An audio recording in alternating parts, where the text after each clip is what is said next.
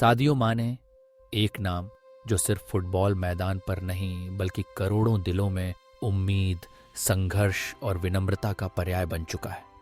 Africa के एक छोटे से गांव से निकलकर फुटबॉल की अंतर्राष्ट्रीय दुनिया में छा जाने वाले इस सितारे की कहानी असल में एक टूटी हुई मोबाइल फोन, नंगे पांव और अरबों डॉलर की आत्मा की कहानी है।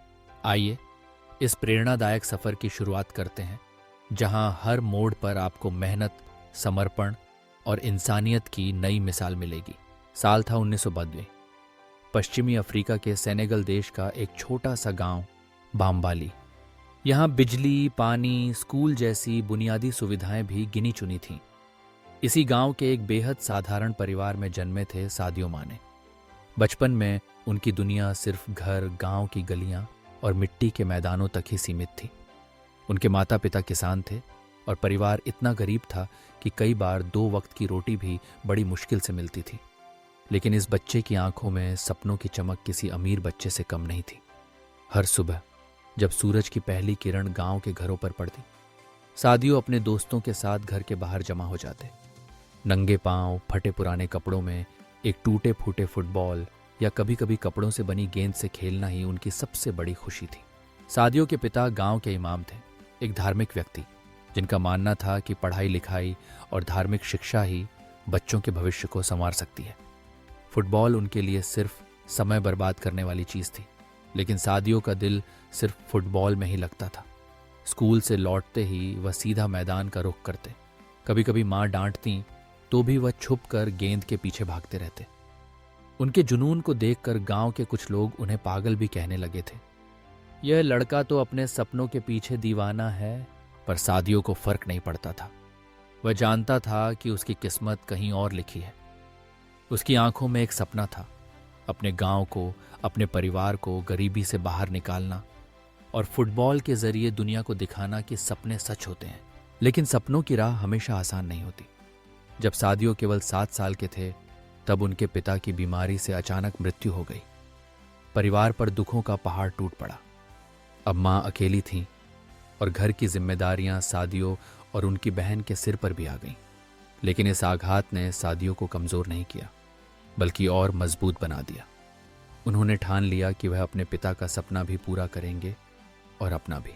धीरे धीरे गांव में उनकी पहचान बननी शुरू हो गई। लोग कहते, ये लड़का जब दौड़ता है तो हवा भी रुक जाती है।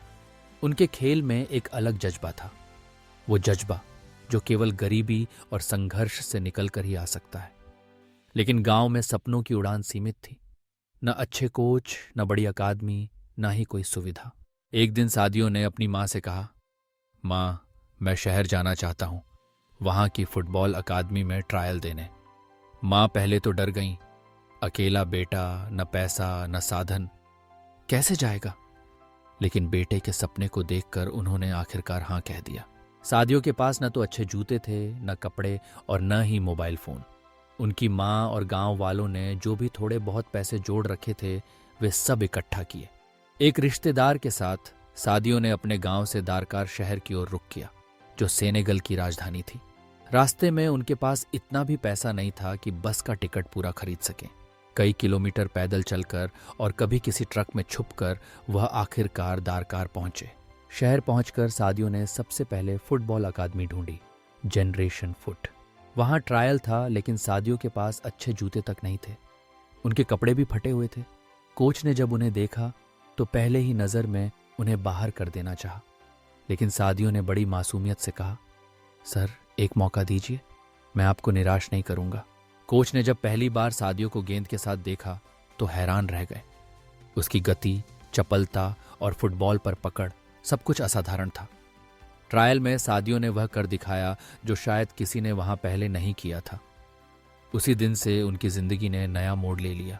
अब सादियो अकादमी का हिस्सा बन चुके थे, लेकिन मुश्किलें अभी खत्म नहीं हुई थीं।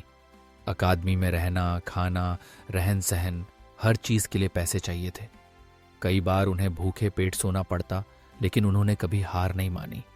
पढ़ाई और फुटबॉल में संतुलन बनाकर वह लगातार आगे बढ़ते रहे। कुछ सालों बाद सादियो के टैलेंट की चर्चा न सिर्फ सेनेगल बल्कि यूरोप तक पहुंच गई।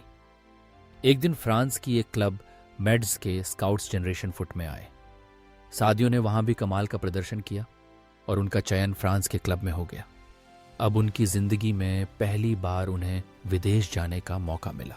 फ्रांस पहुंचकर नया देश, नई भाषा, सब कुछ बदल चुका था। लेकिन सादियो ने लगातार मेहनत की, अपनी फिटनेस, गेम प्लान और स्किल्स को लगातार निखारा। मेड्जिस के लिए खेलते हुए उन्होंने साबित कर दिया कि वह एक दिन फुटबॉल की दुनिया में झंडे गाड़ सकते हैं। कुछ सालों में ही सादियो माने की प्रतिभा को यूरोप के सबसे बड़े क्लब्स ने नोटिस करना शुरू कर दिया। फिर आया वह पल जब इंग्लैंड की साउथहैम्पटन टीम ने उन्हें साइन किया। यहां से उनकी चमक और भी तेज हो गई। उन्होंने प्रीमियर लीग में सबसे तेज हैट्रिक का रिकॉर्ड अपने नाम किया, सिर्फ 2 मिनट 56 सेकंड में 3 गोल। इसके बाद तो माने ने पीछे मुड़कर नहीं देखा। 2016 में इंग्लैंड की सबसे बड़ी टीमों में से एक लिवरपूल ने उन्हें करोड़ों डॉलर की डील में अपने साथ जोड़ लिया। लिवरपूल में उन्होंने अपनी मेहनत और टैलेंट से इतिहास रच दिया। क्लब को 2019 में चैंपियंस लीग जीताने में अहम भूमिका निभाई और 2020 में लिवरपूल को 30 साल बाद प्रीमियर लीग का खिताब दिलाया। सादियो ने बड़ी विनम्रता से जवाब दिया, मैंने गरीबी देखी है, मैं जानता हूं कि भूख क्या होती है, बिना जूते के खेलना कैसा लगता है। मैं अपने गांव के बच्चों के लिए स्कूल, हॉस्पिटल, मस्जिद बनवाना चाहता हूं। मुझे महंगे फ़ोन या कारों से खुशी नहीं मिलती। मुझे खुशी तब मिलती है जब मेरे गांव के लोग मुस्कुराते हैं। एक बार की बात है, सादियो एक मैच के बाद अपनी टीम के साथ सेलिब्रेट कर रहे थे। तभी उनके हाथ से उनका मोबाइल फ़ोन गिर गया और टूट गया। किसी ने उनसे पूछा, आप तो नया फ़ोन ले सकते हैं, फिर क्यों इतने पुराने फ़ोन को लेकर दुखी हैं? सादियो मुस्कुराए और बोले, ये फ़ोन मेरे लिए सिर्फ एक डिवाइस नहीं, मेरे संघर्षों का साथी है। जब मेरे पास कुछ नहीं था, ये फ़ोन मेरे पास था। अपने गांव बामबाली में सादियो ने अपनी कमाई का बड़ा हिस्सा खर्च कर एक बड़ा अस्पताल बनवाया, जहां अब गांव के लोग मुफ्त इलाज करा सकते हैं। उन्होंने गांव के स्कूल को नया रूप दिया, वहां लाइब्रेरी बनवाई, बच्चों के लिए किताबें खरीदी। आज उनके गांव में बिजली, साफ पानी और सड़कें हैं, जो शायद एक सपना ही था। सादियो के लिए सबसे बड़ी खुशी तब आई जब उन्होंने अपनी मां को पहली बार हवाई जहाज में बैठाया और पूरे गांव को अपने खर्चे पर उम्रा करवाया। उन्होंने अपने दोस्तों और रिश्तेदारों के लिए घर बनवाए, गांव के हर परिवार को आर्थिक सहायता दी। सादियो माने की विनम्रता का एक और उदाहरण, जब वह मैदान पर गोल करते हैं तो कभी ज्यादा सेलिब्रेट नहीं करते। वह जमीन पर सजदा करते हैं और ऊपर वाले का शुक्रिया अदा करते हैं। उनके लिए फुटबॉल सिर्फ खेल नहीं, एक जिम्मेदारी है, अपने देश, अपने गांव और अपने लोगों के लिए। उनकी इसी सादगी और इंसानियत ने उन्हें करोड़ों लोगों का हीरो बना दिया है। आज जब युवा खिलाड़ी सादियो को देखते हैं तो उन्हें लगता है, अगर माने कर सकता है तो मैं भी कर सकता हूं। उनकी कहानी हमें सिखाती है कि हालात चाहे जैसे भी हों, सपनों के लिए जुनून, मेहनत और ईमानदारी हो तो कोई भी मुकाम नामुमकिन नहीं है। असली अरबपति वह है जिसकी आत्मा अमीर हो, जो अपनी सफलता को दूसरों की जिंदगी बदलने में इस्तेमाल करे। आज भी सादियो जब अफ्रीका लौटते हैं तो अपने गांव के बच्चों के साथ नंगे पांव फुटबॉल खेलते हैं। वह कहते हैं, ये मिट्टी मेरी पहचान है, मैं इससे कभी अलग नहीं हो सकता। उनकी विनम्रता, उनका संघर्ष और उनकी इंसानियत ही असली प्रेरणा है। अगर आप भी किसी मुश्किल हालात में हैं तो सादियो माने की कहानी याद रखिए। एक टूटे फ़ोन, नंगे पांव और सीमित साधनों से शुरू हुआ सफ़र अरबों डॉलर की आत्मा तक पहुंच सकता है। हर सपना, चाहे वह कितना भी असंभव लगे, पूरा हो सकता है, बशर्ते आप हार न माने, मेहनत करें और अपने दिल की सुने। आज सादियो माने सिर्फ एक फुटबॉलर नहीं, बल्कि एक आंदोलन है, उम्मीद, विश्वास और इंसानियत का आंदोलन। उनकी कहानी हर उस इंसान के लिए सबक है जो अपनी किस्मत खुद लिखना चाहता है। अगर सादियो माने की कहानी ने आपके दिल को छू लिया तो कमेंट करना ना भूलें, यस आई कैन राइज। ऐसे और भी वास्तविक और प्रेरणादायक किस्सों के लिए हमारे चैनल को जरूर सब्सक्राइब करें और इस वीडियो को लाइक और शेयर कर किसी और को भी प्रेरित करें। धन्यवाद।